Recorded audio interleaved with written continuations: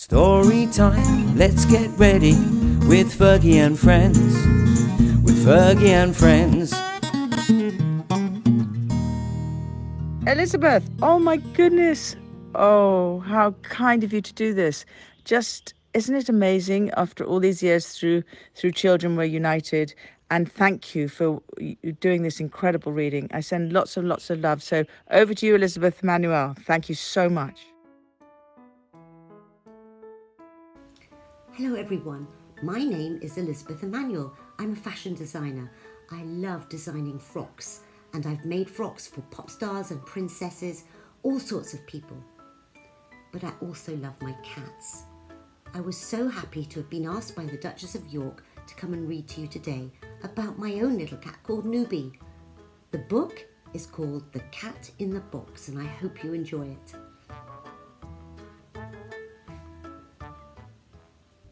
A large drop of water landed with a splosh on her furry little head, and baby Newbie woke up with a start. She found herself in a soggy old box. She was a funny-looking little animal, so tiny she could fit into the palm of a hand, and so wet that her fur clung to her skin, making her appear even tinier. Very slowly, and with every bone in her body aching, she stood up to see where she was. Everywhere she looked was rubbish. Old bottles, pieces of newspaper, empty food packets and other bits and pieces of very strange-looking things which lay scattered all over the grass. Newbie couldn't remember who she was or how she even came to be there. She only knew she was cold and frightened and very, very hungry. She carefully climbed out of her box and slowly made her way down the rubbish tip until she reached the pebbled ground. Stepping carefully over an old rubber tile, she came to a big puddle and looked down. Staring back at her was a mass of dirty, wet black fur covered in bits of old newspaper. What kind of creature am I, she wondered.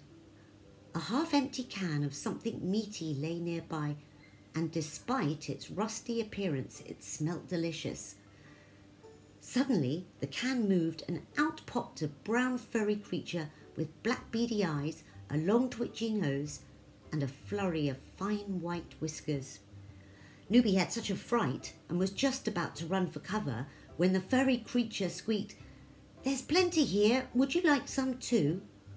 "Oh yes please," Newbie said, and gulped down the food gratefully. "Thank you so much," she purred and licked her paws, then wiped her face, because despite her dirty appearance she tried to keep herself clean.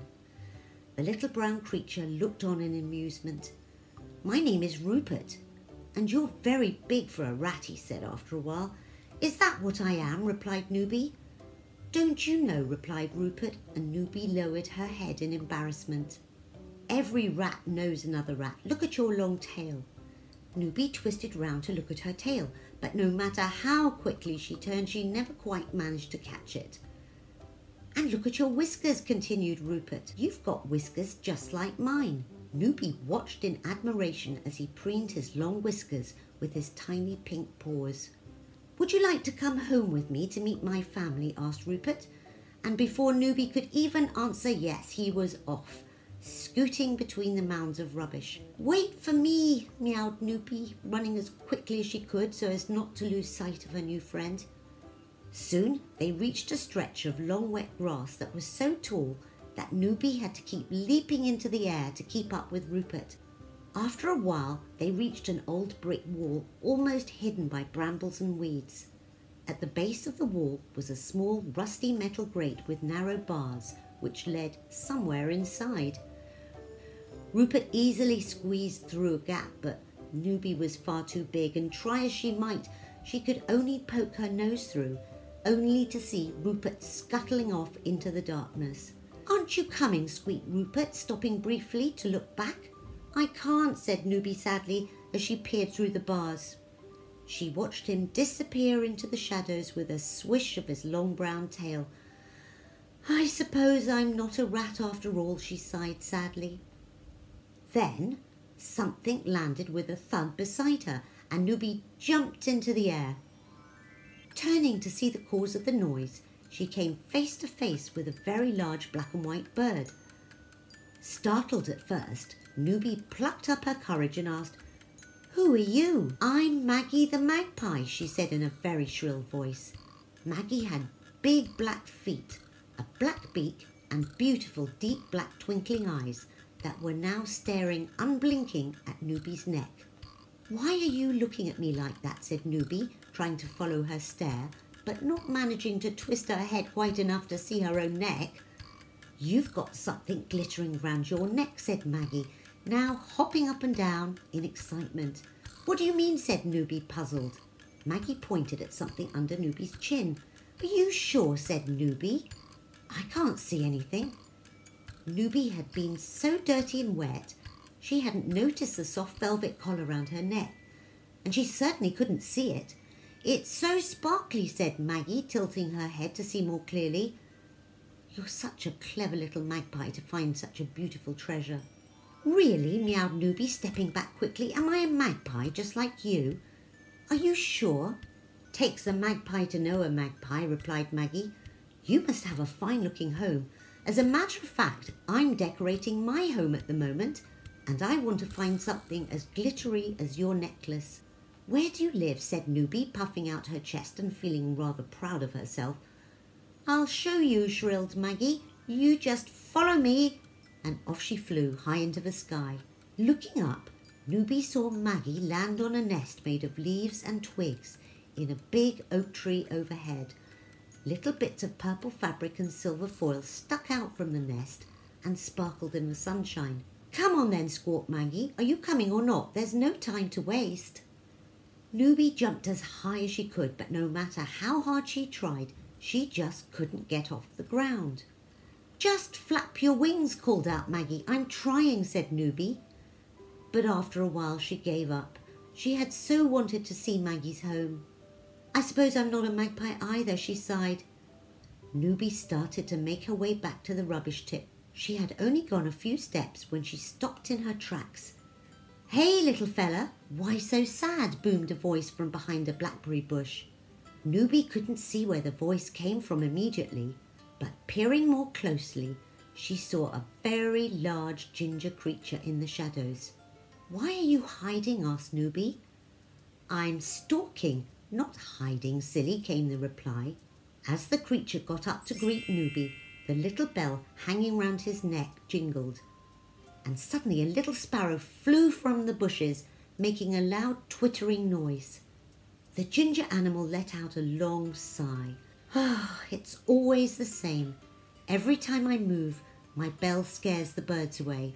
As he came out of the shadows, Newbie realised she was talking to a very large, very fat ginger cat. "My name is Pudding. What's your name, little cat?" "Cat? Am I a cat?" said Newbie, her ears pricking up. "Of course you're a cat," said Pudding. "Just look at you. You even have a collar, just like mine." "Well, perhaps yours is a bit prettier," he said. "How can I be sure I'm a cat?" said Newbie. "I'll tell you how," replied Pudding. "Just follow me." Pudding led the way and Newbie trotted obediently after him. They stopped at a half-buried metal bucket which was full of rainwater. "Now look in the water," said Pudding. Newbie peered over the side of the bucket and now saw a beautiful little cat reflected back at her. Her damp fur had dried and had become fluffy and shiny. Her blue eyes sparkled and her white whiskers quivered and her little black nose twitched with joy. "I am a cat," she squealed in delight. "I'm a cat just like you, Pudding." Then something else caught her eye. Round her neck was a beautiful purple velvet collar, and just like Maggie had described, the collar was covered in tiny diamonds that twinkled like stars, creating a rainbow of light. "That collar means that you have a family," said Pudding gently. "It's such a beautiful collar too, so I'm sure you must be very loved, and they will be looking for you." "I wish I could remember my family," said Newbie sadly, rubbing the bump on her head. As she looked at her reflection, Newbie realised she had seen the same purple fabric that was on her collar somewhere else. A sudden squawking in the branches of the old oak tree made Newbie jump. and she looked upwards. It was Maggie. As a good housekeeper, she was busy tidying up her nest again, and as she worked away, a little piece of purple fabric fluttered gently to the ground.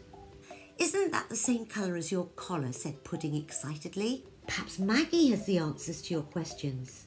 "Maggie, Maggie!" Newbie meowed as loudly as she could, but she was so little that her voice didn't carry very far. "Let me try," said Pudding, and yelled so loudly that Newbie had to cover her ears. Maggie stopped what she was doing and looked down to see where all the commotion was coming from. "Hello, Newbie," she squawked. "Can you fly yet?" "I'm not a magpie, I'm a cat," replied Newbie with newfound confidence. "And we want to know where you found the purple fabric. Because if you tell me, I think I can find my family." "Ah, let me see," replied Maggie, thinking very hard. "It was just a few days ago, and I was looking through the rubbish bins of a little shop just down the road." She pointed with her wing towards the distance. "It's just over there," squawked Maggie. "Keep walking past the brick wall and down the lane until you see a row of shops. It's the one with a strange lady standing in the window wearing a purple dress. You'll easily notice the shop, and I'm sure the lady is still there because she never seems to move, and she doesn't even blink her eyes. Rather peculiar, I think," she huffed. "Tell you what," said Maggie, "just follow me." And with one elegant jump, Maggie took to the air, and the two cats ran after her as fast as they could. And after a short while, Newbie and Pudding could see a small row of shops, and just as Maggie had said, in one of the shop windows stood a strangely still lady wearing a beautiful purple dress. Around her neck was a matching collar covered in diamonds, just like Newbie's, but with a big purple flower at the centre. The shop was called Lizzie's Boutique. "I think I can remember this place," said Newbie, now out of breath, and with her heart racing. "I'm sure that's where I live." As Pudding and Newbie sat outside the shop door, it suddenly opened. A sad-looking lady with a large red mop of hair tied with a pink bow almost tripped over them.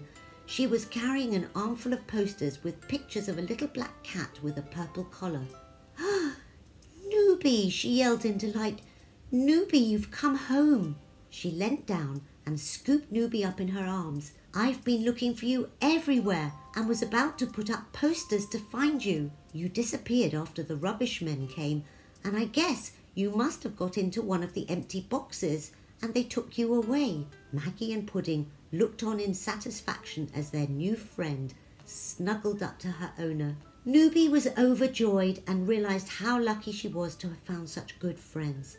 "I'll never forget you, Pudding," she said. "Nor you, Maggie," she added, looking at the beautiful magpie perched on the roof of the shop. "Now I know where you live, I'm going to come and visit you every day," said Pudding, as he walked away, purring with satisfaction. "Me too," added Maggie, as she flew gracefully into the sky. The next day, Newbie found a small scrap of purple fabric in the shop workroom.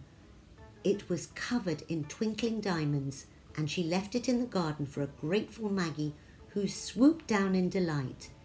It was the perfect finishing touch to Maggie's new home. The end.